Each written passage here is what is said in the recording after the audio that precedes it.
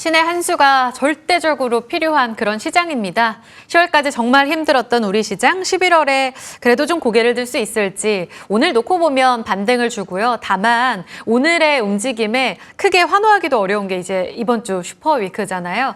어떻게 소화할지 여부가 상당히 중요하겠습니다. 특히 지난주까지 빅테크와 함께 3전 하이닉스의 실적을 다 소화한 반도체, 이번 주의 향방 중요할 것 같습니다. 이분과 함께 그 한 수를 찾아서 떠나보시죠. 이형수 HSL 파트너스 대표 모셨습니다. 어서 오세요. 네, 안녕하세요. 네. 반도체 쪽에서요. 일단 지난주 빅테크 실적 일정 부분 다 소화를 시킨 상황입니다. 발표되고 나서 캐펙스 투자가 너무 막대해서 걱정이다라는 해석도 있었고, 우리가 생각한 것만큼 크지가 않아서 수요 약한 거 아니야라는 우려들도 있었어요. 일단 금요일은 올랐는데 고점론에 대해서 어떻게 보세요? 네, 이제는 계속해서 그런 도전을 받을 수밖에 없을 것 같아요. 그러니까 지금은 뭐 당장 막대한 자금이 들어가는데 지금의 현금 창출 능력으로 저걸 계속 이어갈 수 있을지에 대한 의문들이 있을 거고요. 이번 실적 발표에서도 굉장히 좋게 평가받는 기업들은 나름 그래도 가이던스가 괜찮은 기업들은 주가 흐름이 좋았었고요. 그런데 이제 또 약간 뭔가 의심의 빌미를 주는 기업들은 또 이제 주가가 별로 좋지 않았었거든요. 근데 지금 미국의 어떤 그 전체 그 S&P 500의 밸류에이션으로 보면 역대급으로 밸류가 높아진, 예. 뭐 PR이 지금 25배 수준이면 굉장히 2006년 이후로 최대 수준에 와 있다라고 볼 수 있는 건데, 그럼에도 불구하고 지금 빅테크들의 밸류에이션은 그렇게 부담스러운 수준은 아닙니다. 왜냐하면 지금 EPS가 그만큼 따라와주고 있기 때문에 뭐 계속해서 이런 어떤 실적 발표 때마다 어떤 이런 도전적인 상황을 받아들이겠지만, 그래도 결국은 또 수급이 갈 때가 빅테크밖에 없다라는 것들이 또 이제 그 흐름으로 나타날 거라고 보고 있습니다. 그럼 이번 성적표에서는 그래도 고점론에 대한 우려감을 조금은 상쇄할 만큼의 EPS를 보여줬고, 그렇기 때문에 당분간 고점론에 대해서는 좀 자유로울 수 있다고 보신다는 건가요? 일단 이제 이번 그 실적 발표 때 그 조정을 받았잖아요. 또 이제 다음 실적 발표 때까지는 충분히 또 뭐 어떤 랠리가 충분히 일어날 수 있고요. 예. 이게 이제 원래는 엔비디아만의 어떤 현상이었는데요. 이제는 빅테크 전반으로 이런 현상들이 나타나고 있다고 볼 수 있고, 결국 이제 성장률에 대한 이제 고민들인데요. 네. 계속해서 뭐 실적 발표 때는 조정받다가 또 실적 발표가 끝난 이후에는 또 자금이 갈 데가 없다. 결국은 밸류 찾아보면 결국 빅테크 뭐 이런 쪽으로 가지 않을까 생각합니다. 그렇군요. 우리 쪽을 좀 볼까요? 지금 하이닉스도 삼성전자의 세부 실적까지도 다 소화된 상황입니다. 이번 컨퍼런스 콜에서 SK하이닉스는 올해 하반기부터 다시 한번 시장 지배력에 대한 우위를 확인시켜줄 만한 멘트들을 많이 했어요. HBM3 8단 아니라 더 쌓아서 12단. 이거는 HBM4라고 다음 단계보다도 더 기술력이 좋아졌다는 걸 의미하는 것 아닐까요?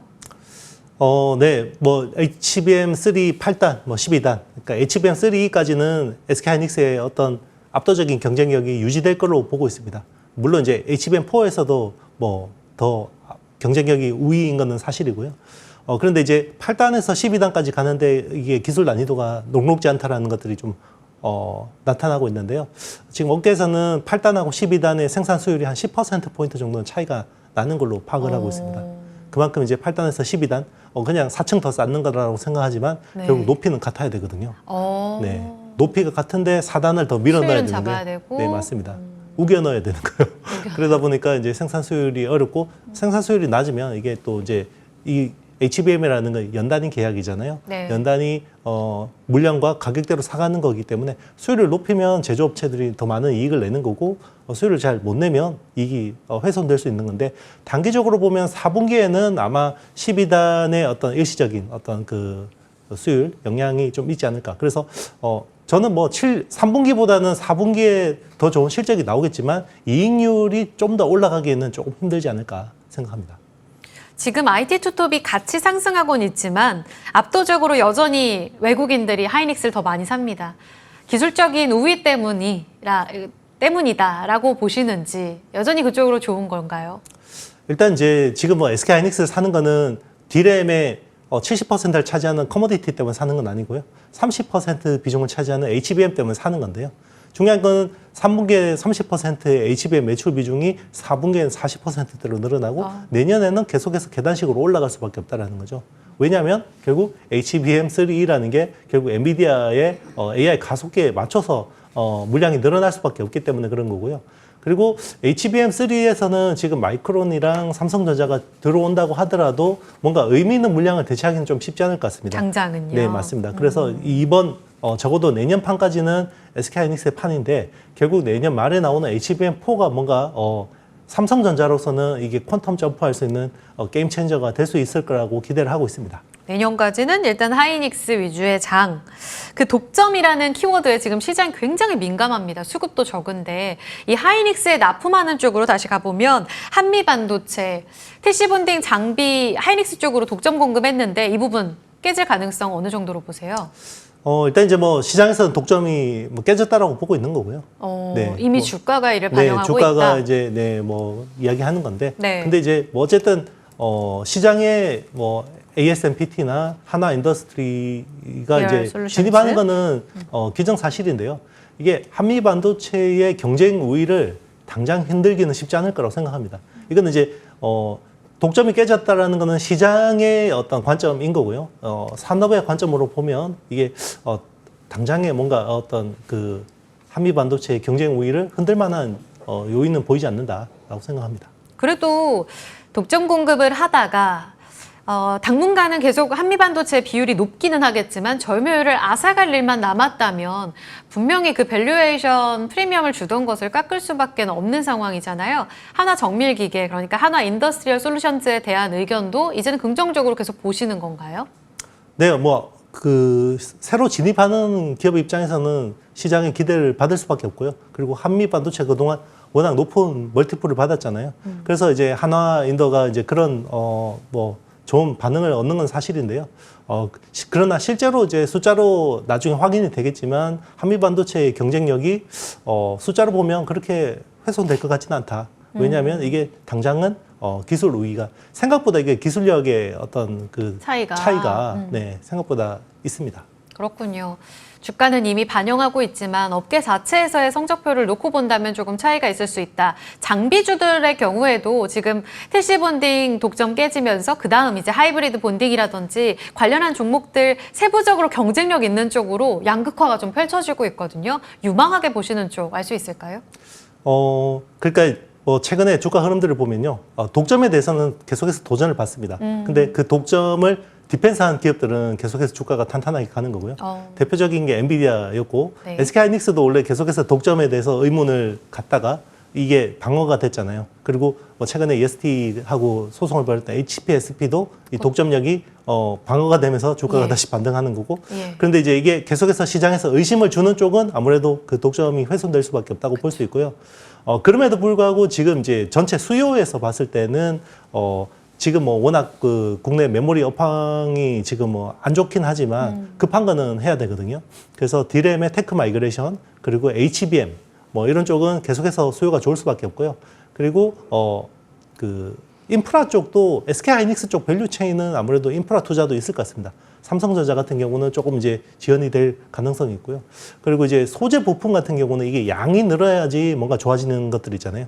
지금 제가 말씀드린 거는 가격이 오르면서 뭔가 디펜스가 되는 쪽이고 실적이 양이 늘어야지 좋아지는 쪽은 이제 소재하고 부품 쪽인데 그런 쪽은 아무래도 커머디티 쪽이 뭔가 수요가 살아나지 않으면 당장은 그냥 모멘텀이 좀 힘들지 않을까 생각합니다. 그럼 짧게만 여쭤볼게요. 지금 예스티랑 HPSP 말씀하신 대로 독점이 방어되면서 HPSP에 유리한 움직임이 나오고 있다. 그런데 예스티의 급락에 비해서 HPSP의 반등 속도는 왜 이렇게 더딘 것인지 지금 이 두 종목에 대한 의견 간략하게 들어볼게요. 일단 이제 당분간은 일단 이번에 판결이 났기 때문에요. 네. 일단 그 EST가 제기한 세 가지 기술에 대한 무효 소송이 일단 디펜스가 된 거고요. 재청구하더라도 네네. 당분간은. 맞습니다. 그래서 이제 이걸 다시 재청구하겠다고 했지만 시간이 필요할 것 같고, 네.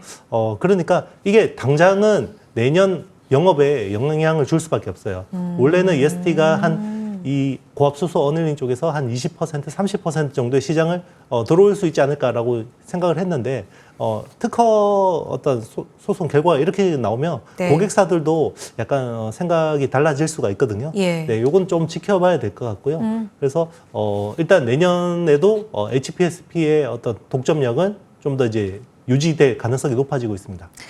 알겠습니다. 삼성전자 지금 지배력 훼손에 대한 이야기 계속하고 있는데 아직은 멀었다라는 이야기를 하셨지만 결국은 삼성전자가 이를 따내면 분위기 반전은 가능할 거라고 투자자들 보고 있잖아요. 8단, 12단 따라잡고 이제 HBM4로 뭔가의 기술력을 확인시켜 줄지 계속 같은 질문 드리게 되는데 이 부분은요. 네, 저도 정말 궁금한데요. 원래는 이제 8단은 3분기 내에 콜 받을 걸로 저도 이제 업계에서 체크한 바로는 네, 굉장히 그래도 비중감 있는 사람들한테 이제 어느 정도 저도 확인을 한 거였는데 네. 일단 3분기 내에 8단 콜 그리고 연내 12단 콜이 예상이 됐었어요. 그런데 이게 지연이 됐죠. 네, 거의 공식화된 것 같고 그래서 연내 8단이 이제 돼야 되고 12단 같은 경우는 내년 상반기에는 이루어져야 되지 않을까라고 생각하는데요. 이제 그동안 이제 삼성의 예상 같은 예상이 저희가 이제 저희 뭐 반도체 전문가들이 보는 것보다 계속해서 이게 늦어지죠? 늦어지다 보니까 이제는 저희도 자신이 없어요, 진짜. 그런데 이제 연내 8단이라도 되지 않으면 이건 좀 굉장히 문제가 될 수 있습니다. 파운드리도 지금 안 좋잖아요. 네네. TSMC와의 동침. 그러니까 주가 키팩터는 파운드리도 아니고 결국은 HBM 콜 승인이다. 이렇게 마무리를 할까요? 네, 그렇게 볼 수 있습니다. 일단 뭐 지금은 파운드리가 중요한 게, 뭐 중요하죠. 파운드리는 중요한데 일단 급한 거 먼저 해야 되는데 급한 게 결국은 HBM4이기 때문에 HBM의 베이스 다이를 네, 지금 TSMC하고 협력을 하겠다는 거죠. 네. 이렇게 마무리하겠습니다. 같이 인사드릴게요. 고맙습니다.